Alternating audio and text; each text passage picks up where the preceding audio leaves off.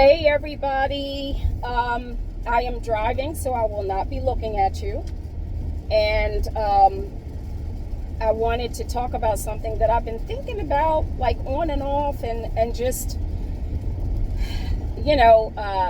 thinking about being a quad right and how it has played out in my life, my thought process, how I've gotten things done in my reality, just all of that. And I was thinking about, I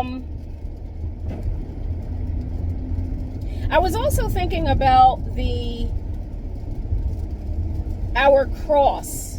I'm a left angle or a left, what is it? Left angle cross of alignment. Left angle cross of alignment. And I was thinking about how people ask questions about purpose and, how did you find your purpose? Were you invited to your purpose? Things like this.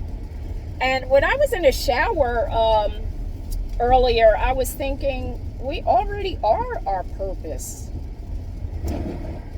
And how, for me, I was going to say there was no getting away from that, but yes, there is. Through conditioning, yes, there is. However, somehow you find your way back to it, and I was thinking about embodying my purpose, left angle cross of alignment, how left angle crosses, if I have this correct, they are to work out their purpose among others, whereas right angle crosses, what they're working out is within themselves.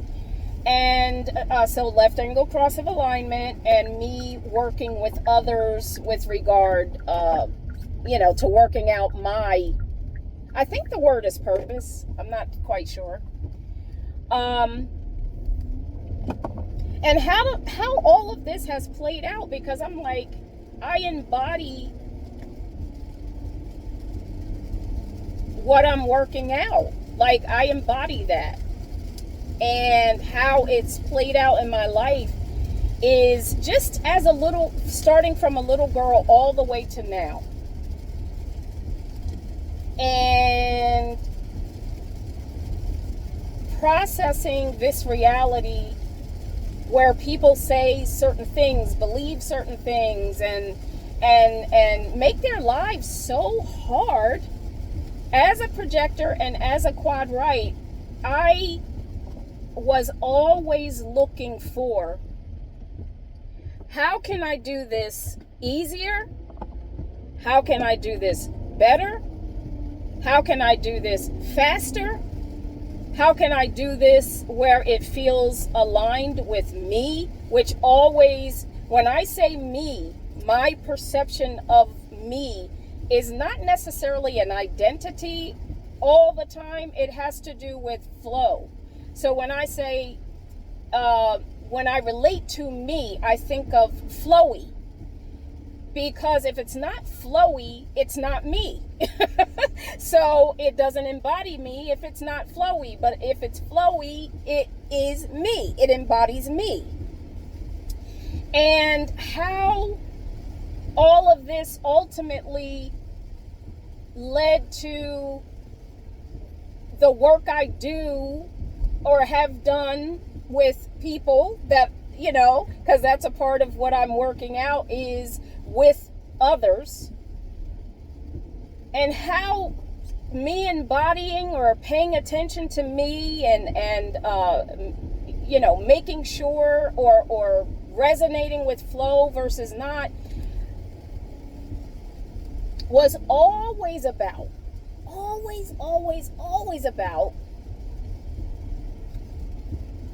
me going inside of an ultimate outcome, what my thoughts are about an outcome that I desire, feeling what that feels like, and then letting it go. So, for instance, if I want a brand new car, like I'm driving. This is brand new-ish. But the vehicle that I'm in right now, instead of working hard or trying to figure something out, trying to work with the bills and trying to do all of this stuff, I said, well, I'm going to go inside of the new car that I want, and then I'm going to let it go. But first, I'm going to go inside of the car. I'm going to imagine and feel all of the intricacies that I desire to regarding that car. And then I'm going to let go of the how, because that's not flowy. Trying to figure out how isn't flowy to me. So in doing this and having done stuff like this ever since I was young, every time I would hear something that didn't resonate or it sounded like it was too much work. So there we go with the projector. Too much work, or I would see it a different way. Like, no, it doesn't have to just be done that way, was always my thought about. Probably, it's just so many things, almost everything. I think it doesn't have to be done a certain way.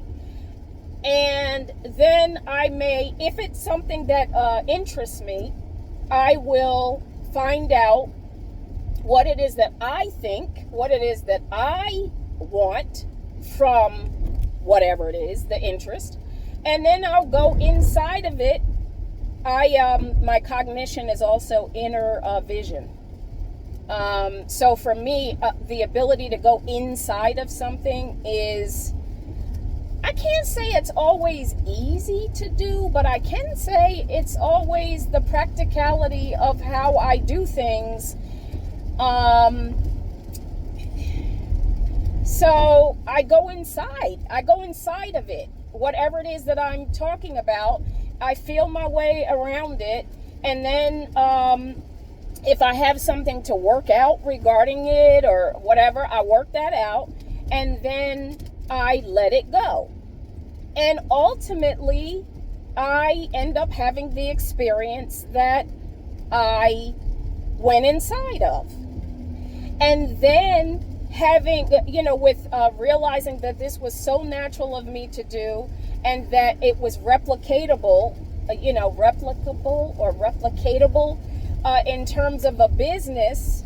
And this isn't the exacts, like the step 1, step 2, step 3 of how this all came to be. I'm just saying it's the embodiment of who I am as a person, and therefore ultimately began to teach people or guide others as to how to do the very thing that I do.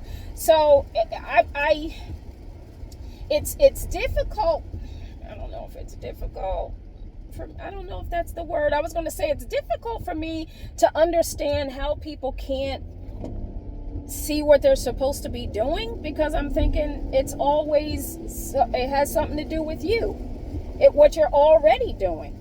The reason you're seeing it as something other than what you're already doing is because it's so inherently you that you allowed something outside of you to condition you into believing that the thing that you're to do is to be outside of you. And that's the conditioning. Whereas for me, I could never seem to separate myself from that. Even though I do other work, I'm a part-time office manager for a psychiatry practice. However, I'm still me there, in that there's a great deal of the patients that'll say that connect with me, like it's like being friends or something. Not quite, because I'm the office manager. But what I am saying is that they connect with me on a human level and not just on an office manager level. So when they call the office, it's, hey, Lisa, how you doing? That type of thing. So even in that, there's still me. There's nothing, I don't feel, I have work to do that I'm responsible for, but I don't feel separate from, I don't know. I'm going to stay away from that, because I don't know what I'm saying regarding that. I'll get back to, realizing that, what I was doing that I took for granted, and that is so inherently me, and I would keep doing it, and I've always done it, and realize, oh, this is a replicatable thing that I can guide others with. And that's what I started to do, was guide others with regard to the thing that I know is possible for others to do.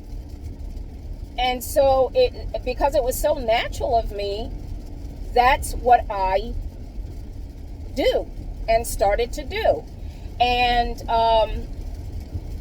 I just wanted to stop by and share that, because as a quad right, as a projector, projectors, can be so concerned with, how, I'm not a generator. I don't have the energy for it.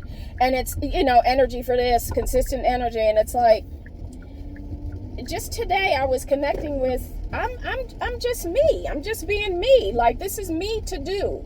And so I don't have to look for energy to do.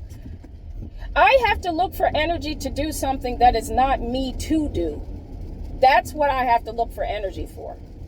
I don't have to look for energy to embody and be the me that I'm in the state of being all the time. Now, to create a process to have clients and stuff like that, yeah, I had to look for energy, because it wasn't until I would have a pocket of energy, and even that, guys,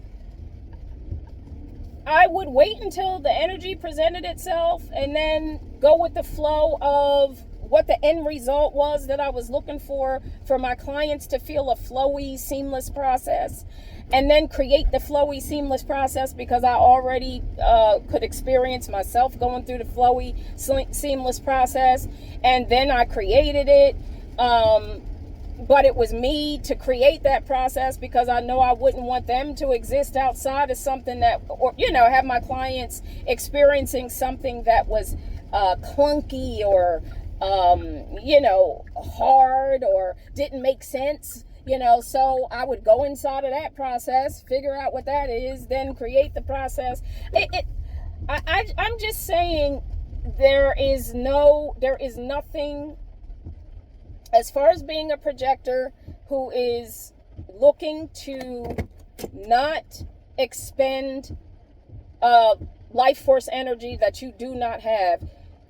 I just find it very natural not to do that, because I never believed we should be doing it, and was getting to know myself more and more in not doing that, rather than trying to figure out how to add more energy, or disliking myself because I didn't have the energy, or all of these things. And as far as being a quad right,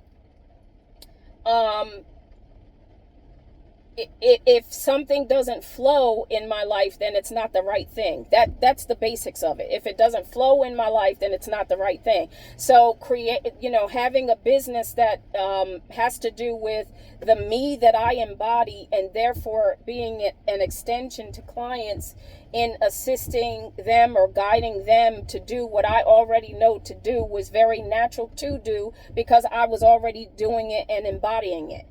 And then when my Chiron return hit, I am 54, I'll be 55 this month, later on this month. When my Chiron return hit, yes, I was like, what the hell is going on? I don't understand what is happening. And what I realize now is that I want to work even less than I already agreed I didn't want to work. And so in understanding that, I've gone inside of myself and said, Lisa, you are accepting of the fact that you don't want to work, and you're accepting of the fact that you don't want to work even more than you weren't working before. And what does that look like? And I've come to realize what that looks like as well. So I just wanted to stop by. I know I was all over the place, but I gotta let it flow like that. I was going to say, I hope I wasn't all over the place, but if you get it, you get it, and you just get it. I just don't feel like anything that we're us. We're having an experience in this life. There's nothing separate from the fact that we're having this experience. As a quad right, you're already understanding of the flowiness that you're looking to embody and be. The struggle is with trying to understand how to be something other than that. And I just wanted to share a bit of my experience with this, because I'm so grateful that I have been accepting of, the embodiment of flowiness, and also understanding my, being a projector, being a quad right, having inner vision, knowing that my body doesn't have the consistent life force energy to pull upon, knowing that I was always looking for things to be easier, quicker, softer, more flowy, all of these things, and being aware of all of that and not fighting against it, but learning how to be more accepting of it, to embody it, so that I am experiencing, there's somewhere in my chart, one of my lines or gates or channels or something that talks about being in the right place at the right time. And I experience that quite often in my life, or more often than not. And I just wanted to stop by and share. Long video, but what am I going to say? See you next time. I feel like doing a video.